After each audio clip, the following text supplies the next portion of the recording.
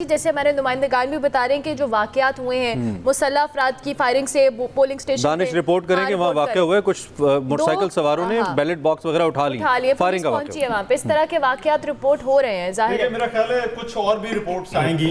एक तो वजह ये है कि इंटरनेट बंद है, तो बहुत सारी जो चीज़ें जो रियल टाइम में अक्सर आप तक जो है वो पहुंचती हैं, वो अभी जो फील्ड में लोग हैं या अभी पिछले 1-2 घंटे या 3 घंटे के अंदर अगर कुछ हुआ है तो वो अभी शायद हमें इंटरनेट के ऊपर जिन लोगों तक एक्सेस है उन तक अभी जो है वो चीजें नहीं पहुंच रही। तो अभी आप देखेंगे कि पोलिंग स्टेशनों के अंदर क्या हुआ, एक दफा फिर ये तमाम के तमाम हम जरा अपने देखने वालों को आप जैसे बता देते हैं। हैदराबाद ये टंडू वली मोहम्मद का इलाका है जी, यहाँ पे नामालूम अफराद की फायरिंग हुई है, ये उसके मनाजिर आप देख सकते हैं। इलाके में खौफ व हिरास फैल गया है, अगरचे कि पुलिस की इंटरवेंशन के बाद रिपोर्टेडली यहाँ पे पोलिंग का अमल दोबारा शुरू करा दिया गया था, लेकिन ये इंतहाई अफसोसनाक मनाजिर है। इसमें हम बैलेट पेपर्स को बिखरा हुआ देख सकते हैं, ग्रीन कलर का नेशनल असेंबली का जबकि व्हाइट कलर का प्रोविंशियल असेंबली का जो बैलेट पेपर है ये मिक्स कर दिए गए हैं यहाँ पे, उन्होंने ये भी कहा। और ऐसा लगता है कि टारगेट किया गया इस पोलिंग स्टेशन। बिल्कुल, और जो अफराद थे जिन्होंने फायरिंग की है वो वहां से फरार होने में भी कामयाब। हैदराबाद में बड़ा टेंस इलेक्शन हो रहा है। हैदराबाद में एमक्यूएम जो है वो कम बैक करने की कोशिश कर रही है और हैदराबाद जो है वो वन ऑफ दोज जो 3 कंस्टिट्यूएंसीज है हैदराबाद की, उन तीनों कंस्टिट्यूएंसीज पर पीपल्स पार्टी और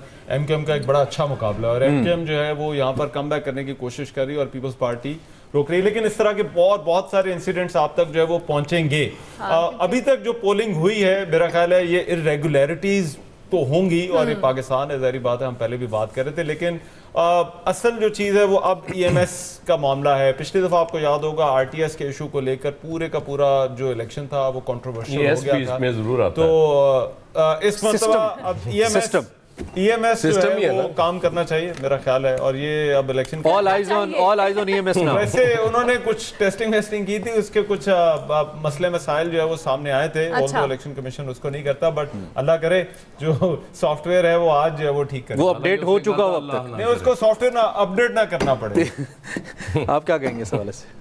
ज़ाहिर अब देखें पोलिंग का टाइम खत्म हो गया, अब उसके बाद ज़ाहिर इस किस्म की पूरी खबरें आनी शुरू हो जाएंगी क्योंकि इंटरनेट अभी बहाल हो रहा है पाकिस्तान के मुख्तलिफ हिस्सों में। मुझे साहब की पसंदीदा खबरें आनी शुरू हो जाएंगी। शहरों के अंदर तो बहाल हो चुका है और उसमें से ज़ाहिर बहुत सारी इरेगुलरिटीज़ हैं, उसकी खबरें आएंगी, इसमें कोई शक नहीं है। अब ईएमएस जो है उसका बहुत बड़ा टेस्ट अभी शुरू होगा 6 बजे के बाद। और अगर तो वाकई ही वो ठीक चल पड़ा तो फिर तो बहुत अच्छी बात है, और कहीं ऐसा ना हो कि सिस्टम बैठ जाए, क्योंकि अभी लोड जब पड़ेगा उसके ऊपर तो तब पता चलेगा कि उसके अंदर कितनी जान है। क्योंकि अब हर तरफ से हर पोलिंग स्टेशंस के अंदर से आपको कोई ना कोई पेपर आना शुरू होगा, तो जब पेपर्स की यलगार होगी उसमें तो फिर रियल टेस्ट होगा। और अगर ईएमएस रियल टाइम ठीक चलता है तो हम इन इंतखाबात को इंटरनेट की पाबंदी के बावजूद उस किस्म के सीरियस एलिगेशन से मुबर्रा कहेंगे? नहीं, ऐसा नहीं होगा क्योंकि ये कंट्रोवर्शियल ही होगा।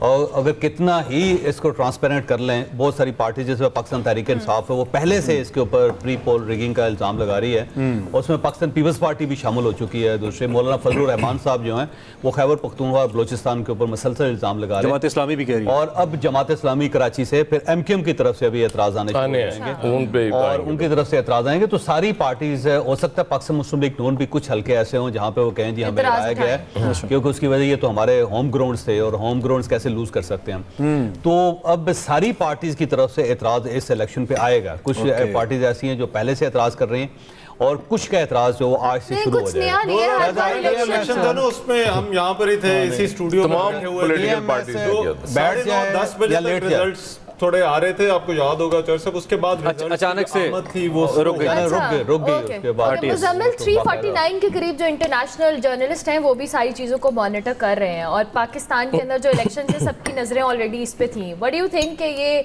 जो इंटरनेशनल मीडिया है जो इसको ऑब्जर्व भी कर रहा है, उसके बाद भी जिस तरह से पार्टीज भी इल्ज़ामात लगा रही हैं अभी से धांधली को लेकर या मुख्तलिफ एतराज़ात उठाए जा रहे हैं? देखें, उस पर तो 2018 के इलेक्शन पे भी क्लीन चिट का माहौल था। अगर रिपोर्टिंग आप पढ़ लें तो उसमें कोई इंटरनेशनली कोई बहुत बड़ी एक्यूजेशन या ये कह देना, जिस तरह बांग्लादेश में उन्होंने 1 पार्टी स्टेट कह दिया जब हसीना वाजिद ने 1 साइडेड इलेक्शन करवा के अपोजिशन को जेल में डाल दिया, तो न्यूयॉर्क टाइम्स ने, टेलीग्राफ ने, हर बड़े पेपर ने ये छाप दिया कि इन पे तो सैंक्शंस लगनी चाहिए। उसकी वजह ये है कि ये इंटरनेशनल स्टैंडर्ड्स ही मीट नहीं करते।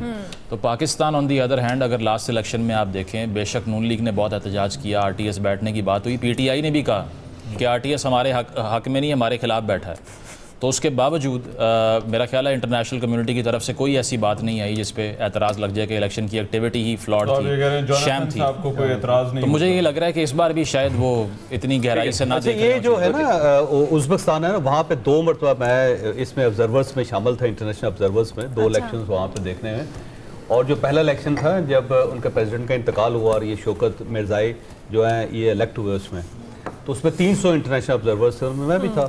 तो एक तो उसके फ़ायदे बड़े थे कि आप किसी ट्रेन पे चढ़ सकते हैं, किसी जहाज़ की बगैर मुफ्त मुल्क के अंदर। हाँ, उसमें आपके पास एक कार्ड था जी, आप किसी फ्लाइट पे चढ़ जाएं, किसी ट्रेन पे चल जाएं, कोई गाड़ी इस्तेमाल कर लें, किसी शहर में चले जाएं, किसी 5 स्टार होटल में ठहर जाएं, कोई खाना खा लें आप, तो वो उसका इंटरनेशनल ऑब्जर्वर को ये बड़ा फ़ायदा था।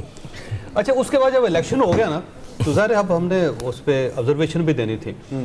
तो कमाल उसका ये था कि मेरी ऑब्जर्वेशन लिखने से पहले मेरी ऑब्जर्वेशन टेलीविजन पे चल रही थी। तो मुझे बड़ी खुशी हुई कि जो मैं सोच रहा था उससे पहले गवर्नमेंट को पता चल गया। अच्छा वाह। तो सिर्फ मैं नहीं था, हमारी हुकूमत इसलिए नाइजीरियन को साथ बिठाया, 300 लोग थे उसमें।